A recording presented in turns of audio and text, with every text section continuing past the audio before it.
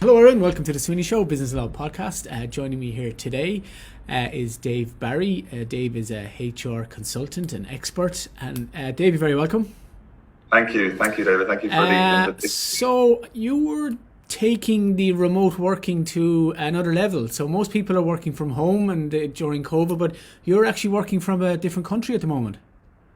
Absolutely, yes. For the last around 3.5 years, I've been living and working between Cork and Alicante Central, right here in the city. So right now, that's where I'm based.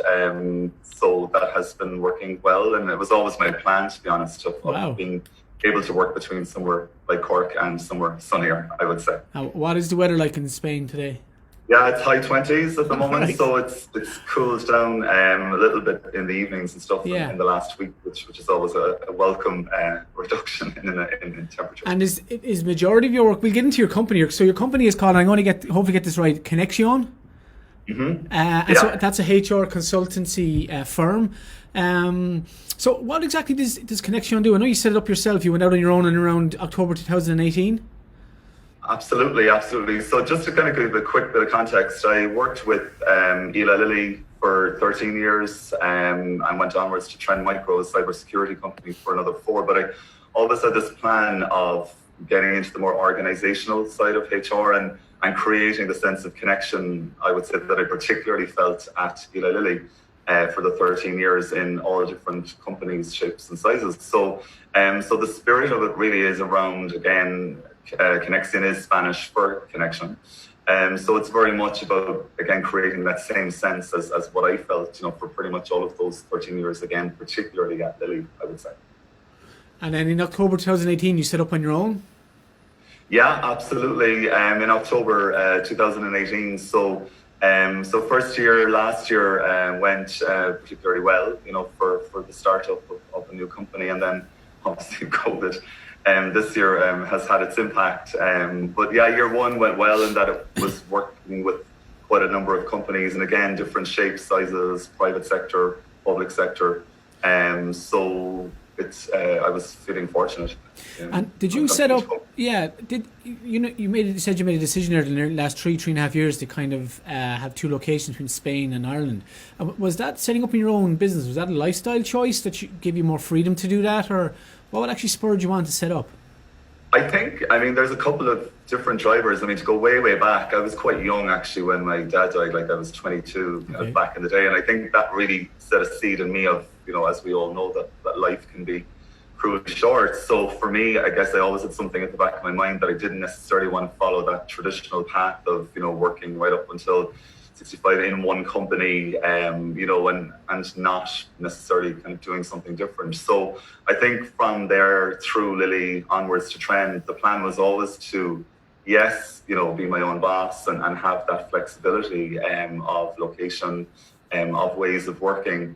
But the type of organizational HR that, as I described, the work that I do, there aren't really that many permanent roles, would focus so much on that. There should be, and there will be, but not quite yet. So there was a couple of drivers behind kind of the concept, I guess. It's a primary, I suppose, primarily a lifestyle, the ability to be mobile and to work online from anywhere, essentially.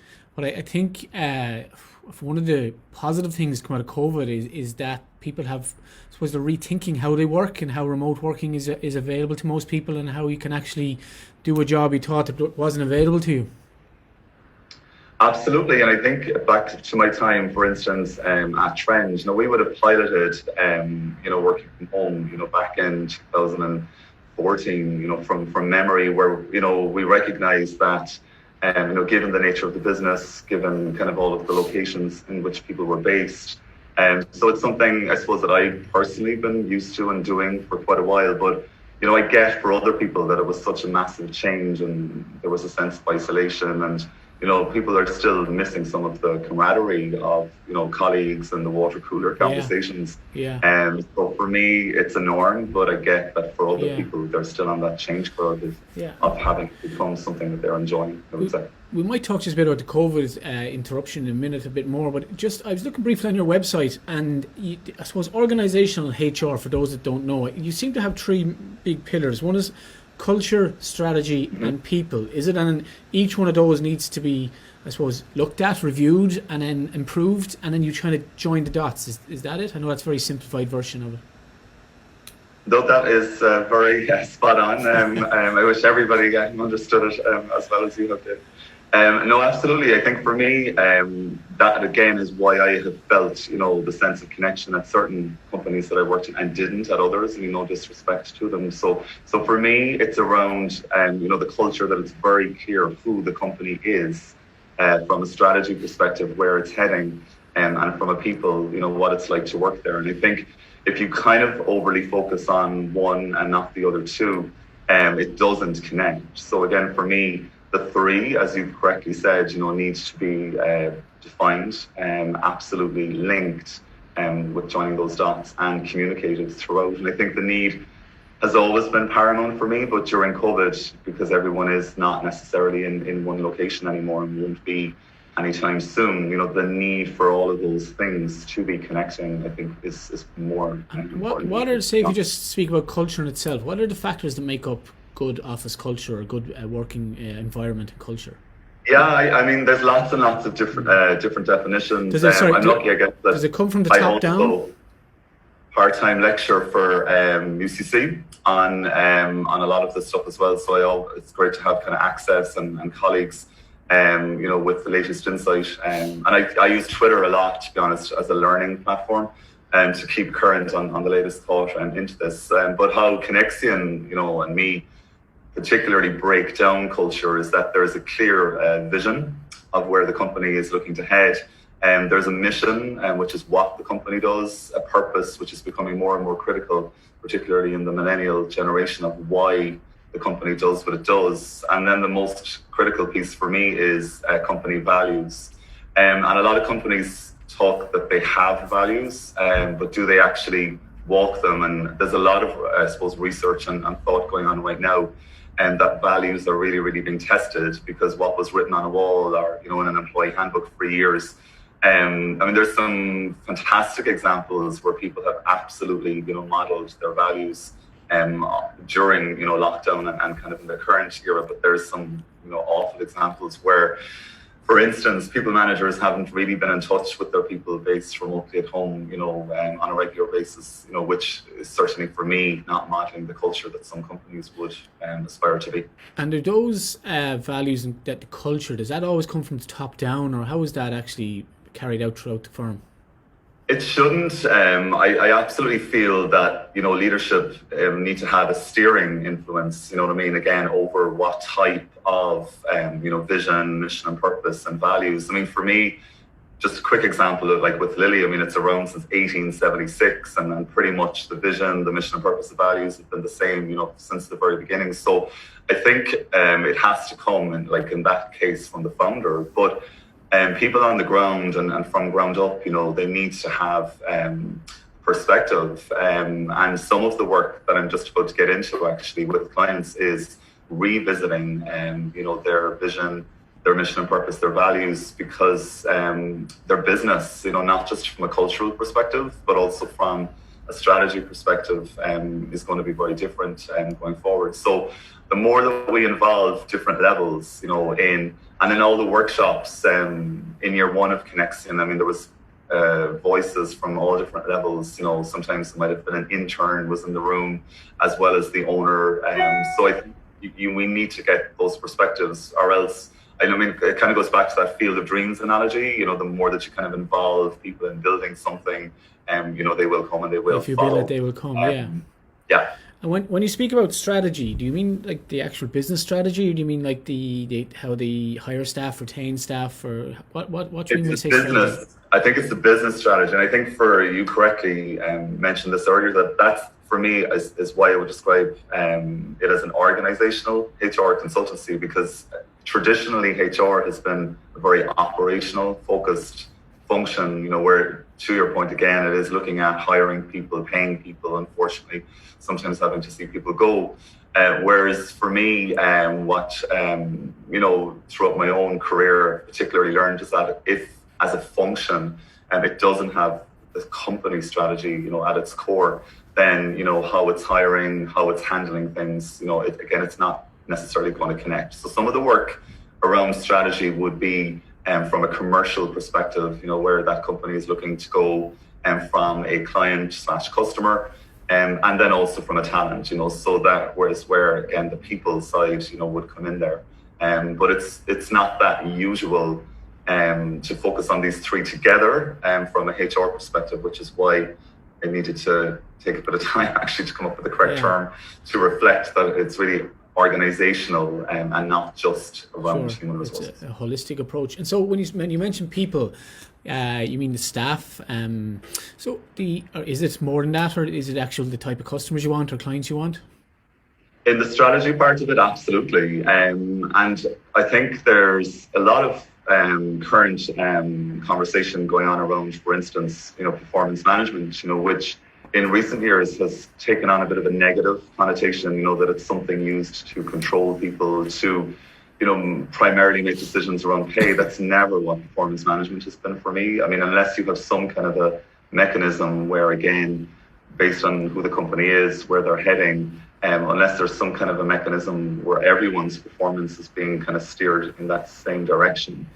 So some of the work at Conexion then would be taking where the company strategically is looking to move or en route to, and having an ongoing conversational type approach to performance management, that the three, for instance, company goals are featuring in everyone's individual performance management. So the whole thing is connected.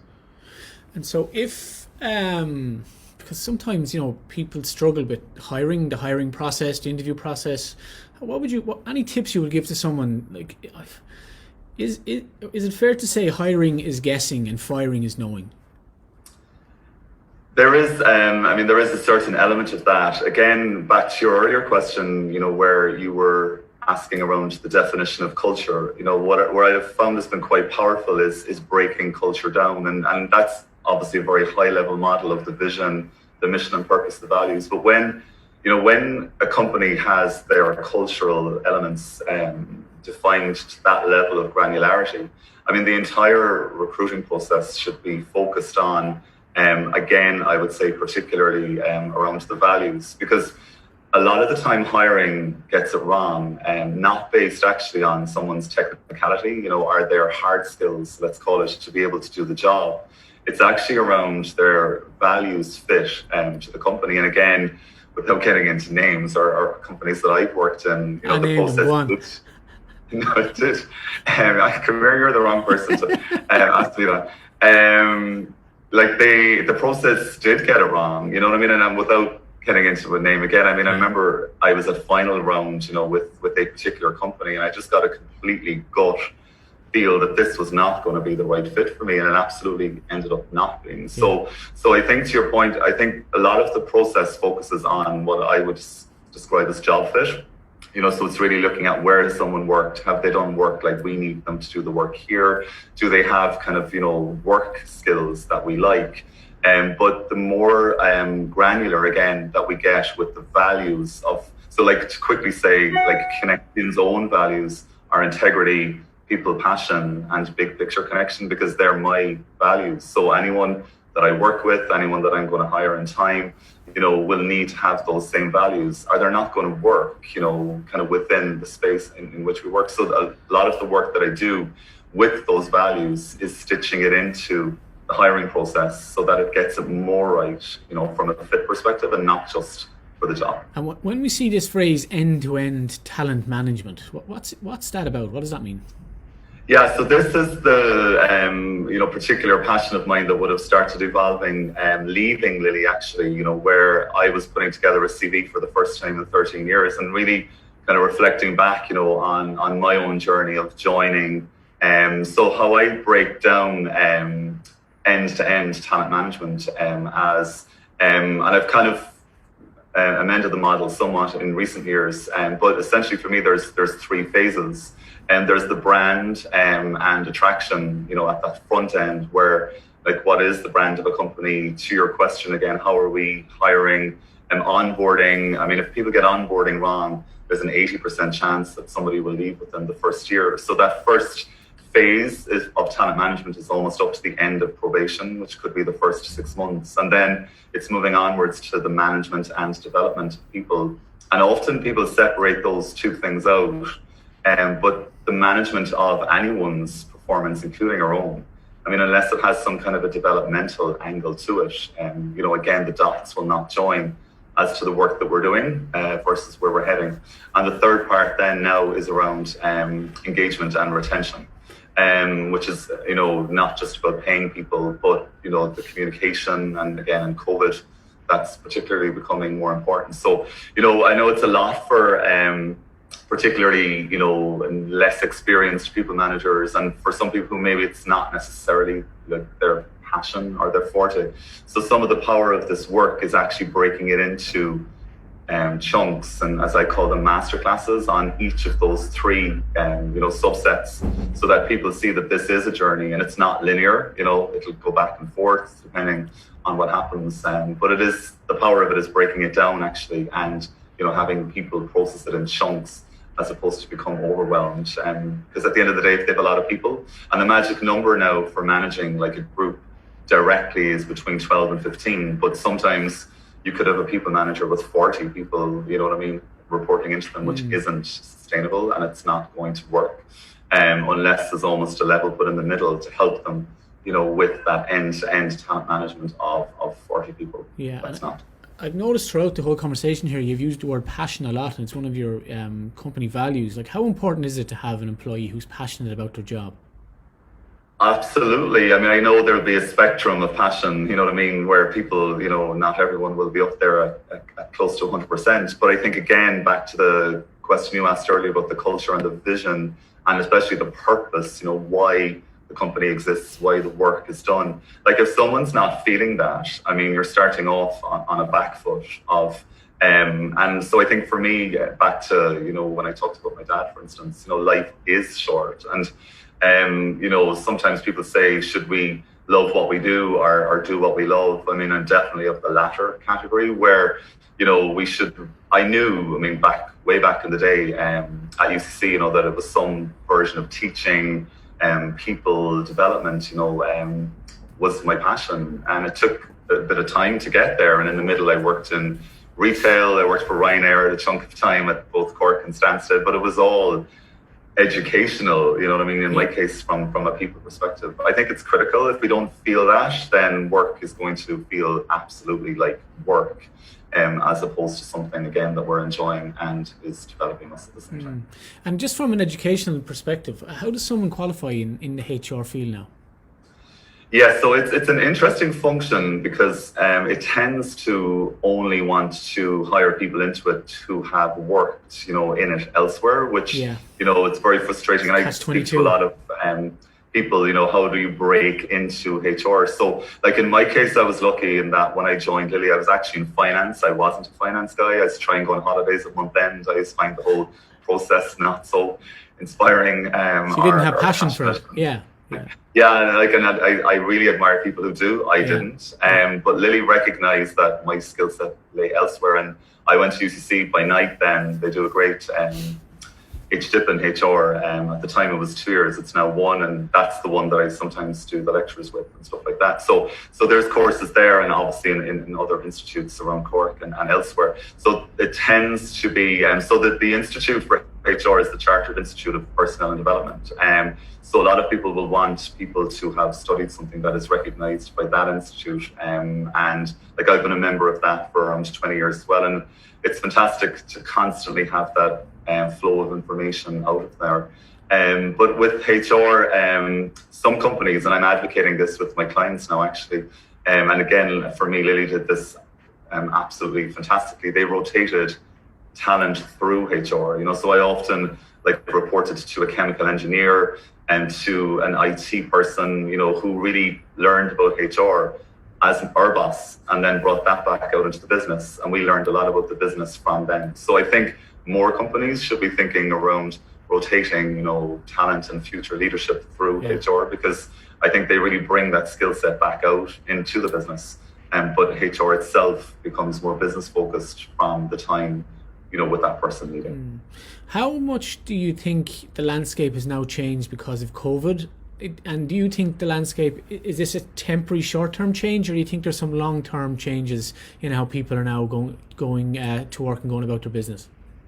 I think it's longer term. I really don't see a full, reverse back, to the way that it was. I mean, we're obviously hearing companies at the moment confirming that they are not going to have anyone back to the office until, May 2021. Yeah. Some companies are saying they are now fully remote.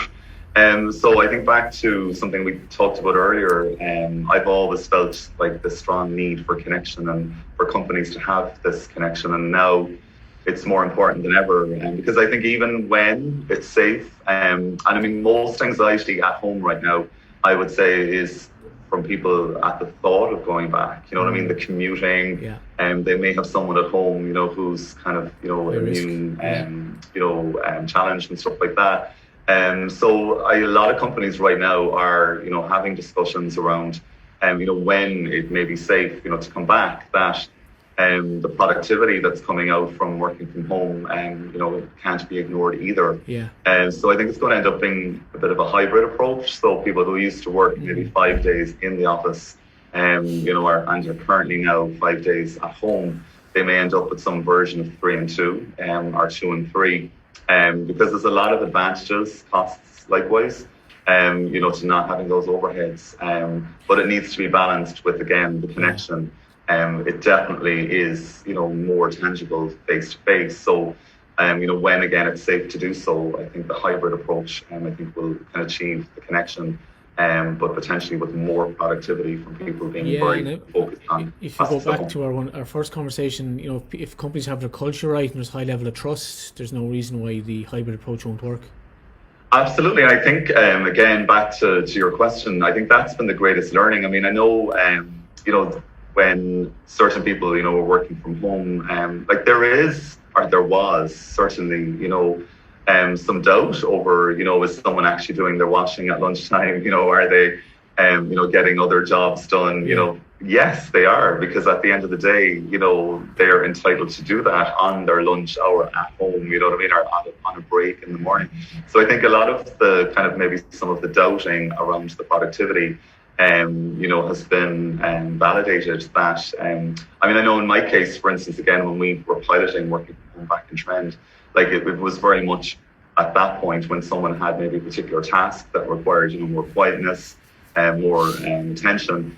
Whereas now, it's just become a norm, but people are seeing the productivity come through. So I think the hybrid approach should definitely work. If there's any tips you can give to employees or employers about adapting to this new normal? Yeah, and again, it goes back to, for me, the culture and strategy people. So if they don't have, clearly defined, for instance, values, how is someone supposed to know from home, how to work in accordance with those values? I think strategy right now for a lot of companies is unclear, and they may not necessarily know, longer term where they're going. But I think we have to talk about where the company's at and maybe have a much shorter term perspective. For me, whether it's personally or professionally, I used to think 1 year at a time. Now it's probably a month at a time. Yeah. And that's okay, because there's so much unclear and unknown. But even when we have no update, updating in the current climate is good. And then to the people side of things, again, it's thinking end to end. I think for certain, I suppose, particularly for, again, the millennial generation, some of their angst is coming from maybe their next roles that they were meant to move to. Like, is their development being impacted now because they're at home and, people aren't necessarily noticing, their talent in action, let's call it. So I think it's the whole combination again of across the three, are they all defined, linking, communicating? Because for me, the need is more now. So we need to dial it up, I would say, across all three, and not just communication for the sake of communication, but absolutely that it's linked to the company, where it's heading. And we're talking continually about development, about, things like training, not forgetting about all of that side of things, because for a lot of people, that is where their passion comes from, you know, that it's all leading to something else. Dave, thank you so much for your time this morning. That's been a really fascinating and interesting conversation. If anyone wants to reach out with you or get in touch with you, where's the best place to find you? Yeah, so the website is www.Conexion.ie, and our email address is info@Conexion.ie. So absolutely, I mean, even in exploratory mode, if anybody wants to reach out, always happy to have a chat with people and see where that goes. Dave. So thank you, David, for the opportunity. We finally got there. You're more than welcome. I know we tried to do this before a few times. Thank you so much, and look, go out and enjoy the sunny Spain. Thank you, and hopefully see you face to face at some point soon.